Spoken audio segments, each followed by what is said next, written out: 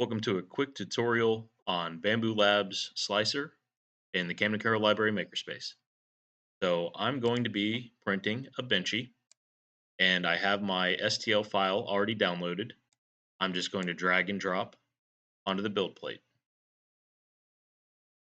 So I already have Bamboo Studio set up with a few different selections of material that are in the 3D printer that I plan to print with. We have PLA, we have some Bamboo Labs proprietary PLA, PETG, and ABS. With this, it's defaulting to the first roll of filament, which is generic PLA, but I'm going to right-click the model and change filament, and I'm going with slot number 3, the Bamboo PLA Basic.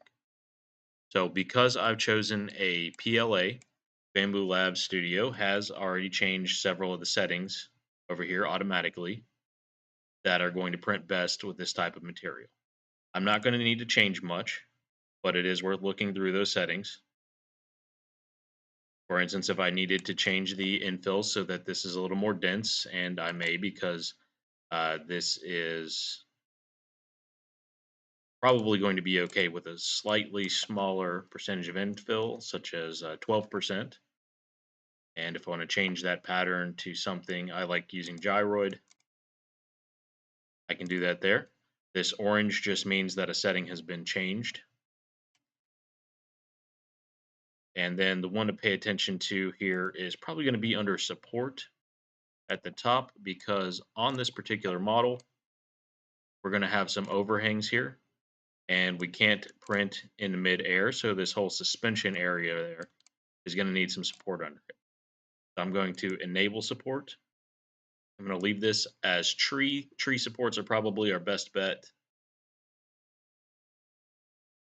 And the only things I might consider, depending on the model here, if I wanted this to be on a raft, meaning it's printed on an extra piece of plastic that I can sort of pop off, or a brim if we don't have much of the model touching the build plate and we want to expand that a little bit, like the brim of a hat, we can choose that. But I think we're going to be good to go here. So what I can do is slice the print. So this is going to create all of the G-code instructions that the printer is going to use. Take this from the STL to the finished print.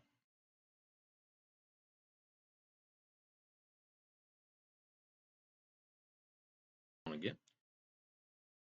So from this sliced view, I'm now able to go all the way through the directions of the model and see exactly how the machine plans to do it, layer by layer, from the bottom to the top. So if I'm having some issues with the print, I can always go back here to the sliced view and see what might be occurring there.